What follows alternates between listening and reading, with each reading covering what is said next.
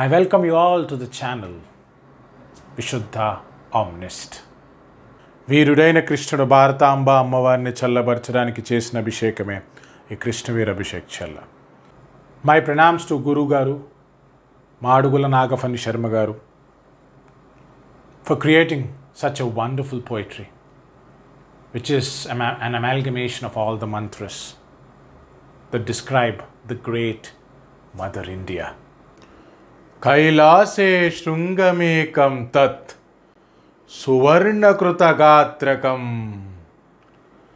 Asanibhuya Sambhoscha Dhanyam Mene Nirantaram. In Kailasa mountain, the hills and the valleys think of themselves as the golden throne of the eternal Mother, Shakti, Parvati, and the eternal Father, Shiva. They feel that they are the blessed ones of all. They are very, very, very enthused by the fact that they are carrying Mother and Father, Holy Mother and Holy Father. So they feel that they have attained everything. They feel that they are very lucky. And in the 21st sloka, they feel that they have attained eternal salvation, that they are in the soul satisfaction, and they have merged with the Supreme Paramatma, and they are in salvation.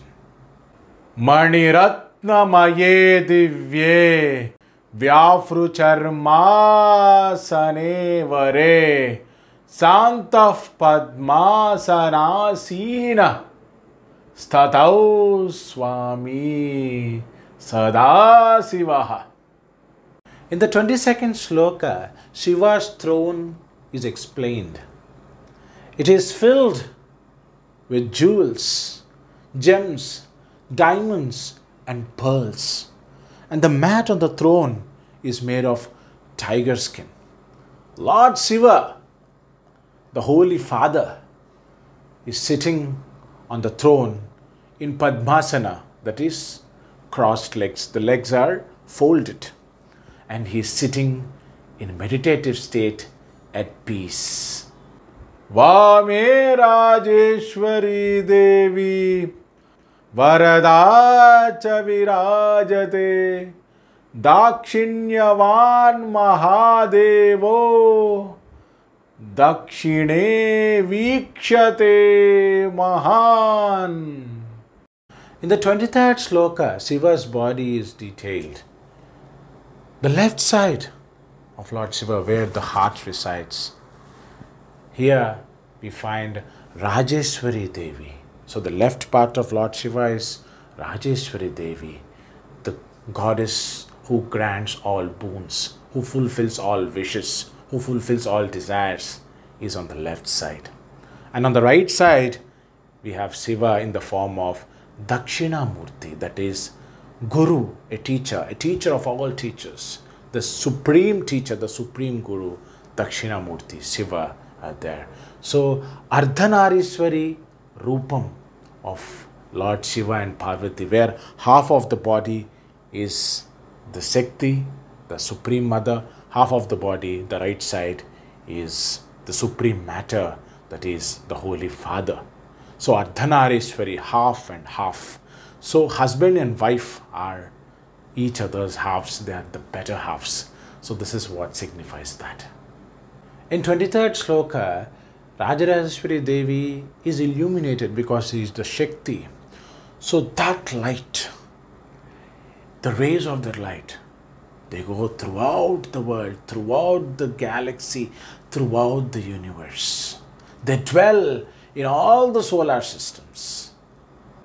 Ruchif Prajapatirtiman Marichischa Mahatapah Indro Devadinatascha Nati Pranatamastaka.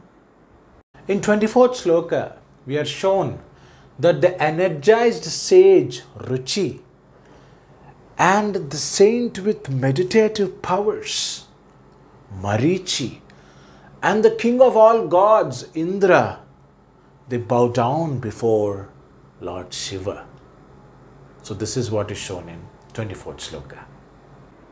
Sastangam tam pranamyatra namasomaya chetyata namakaischa vagbih pushpaira pujayan. In the 25th sloka, all these Maharshis, they pray to Lord Shiva, chanting his holy names. The first holy name is Mrutyunjaya, the one who defies death. Amrutesa, the one who possesses or who is the holy nectar which grants immortality. Vaidyanatha, the god of health. Rudra, the activated, the energized being. So there are many names of Lord Shiva: Mrutyunjaya, Vaidyanatha, Amrutesaya, Nilakantaya, Rudraya, Sarva, Mahadevaya, Sambhavaya, Maheshwaraya, Nama Sivaya. So these are the different names of Lord Shiva.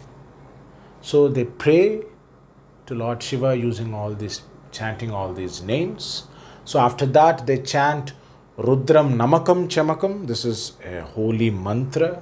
It's a holy stotra that they chant. So after that they also offer flowers to Lord Shiva.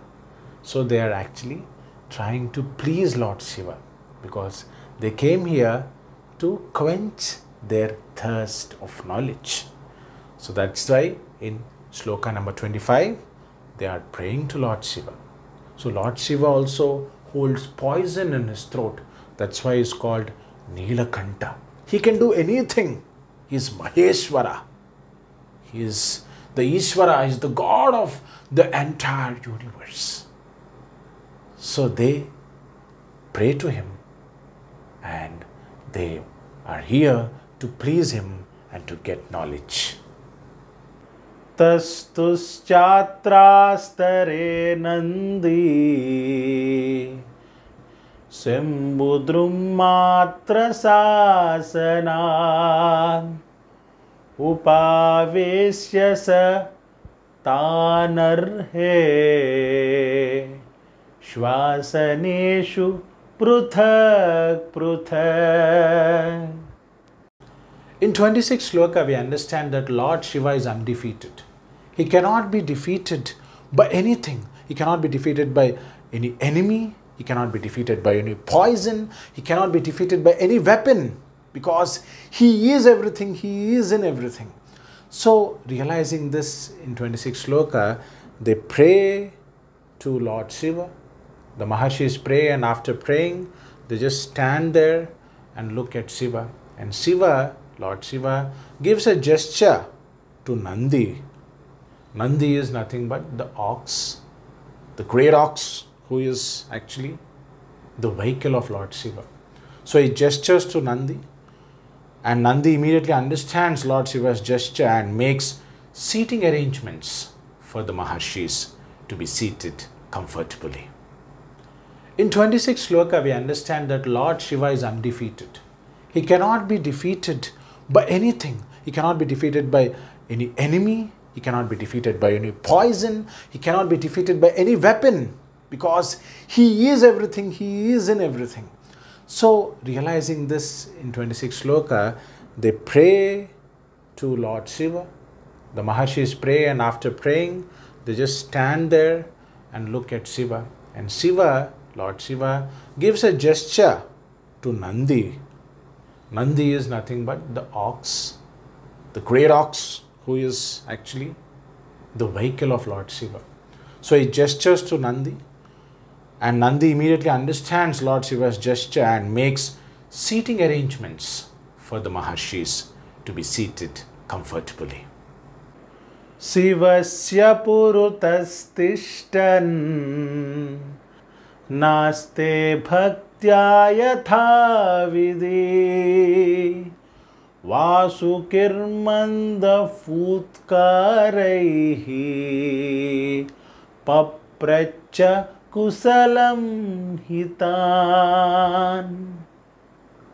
In the 27th sloka, after making seating arrangements for the Maharshis, Nandi stands in front of Lord Shiva as always. If you go to a temple, you see that Nandi is always in front of Shiva, right? And after that, the ornament of Lord Shiva, that is Vasuki, a snake, he hissingly asks the well-being of the Maharshis. Herambam Gananatam Tam Subramanyam Mano Prabhum Abhivadhya cha Sastangam Tamuchuh Paramam Sivam. In the 28th sloka, the Maharshis prostrate before the boon-granting Heramba Ganapati, who takes away our ego and who fulfills all our wishes. And they also prostrate before Subramanyeswara Swami or Kumara Swami or Murugan or Saravana Bhava. They're all the names of the second son of Lord Shiva and Parvati. So basically these children, they are the eternal children. They are the representation of the entire life existence. So Ganapati, he destroys our ego. And Subramanyeswara Swami, he grants mantras through which we get supernatural powers. So Subramanyeswara Swami is the king of mantras. So these Maharshis, before commencing their discussion with Lord Shiva, they bow down before these two great gurus, take their blessings, and then they start talking to Lord Shiva. Deva Deva Mahadeva Gauri Somartha Dharana Parivarayutam Sambhum Drashtu Kamahi Kevalam. In the 29th sloka, they praise the eternal Father, Lord Shiva, by saying, O God of gods, Lord Shiva, O the one whose half part is the Holy Mother, that is Lalita Devi, and O the one who wears moon as his crown, O Lord Shiva, the great one, the greatest one, we came here to see your family, to seek the blessings of you and your family. Vayamatra samayataha Swamin sarvadaya nidhe Srusti sthiti layam strim cha Trinetram kalpade. In the 30th sloka, also the Maharshis continue their praise of Lord Shiva. They say that you are everything. You are in everything and everything is in you. You are the oneness. You are the definition of oneness. You are the creator. You are the maintainer. You are the destroyer. All these three are your three eyes, Lord Shiva. You are the most kind, you are the most generous one, Lord Shiva. You are the gigantic one. You are the best one there is. You are the greatest of the eternal supreme entity or being. We are because of you, Lord Shiva. So saying this, they please Lord Shiva, and in the further slokas, they seek answers to their queries.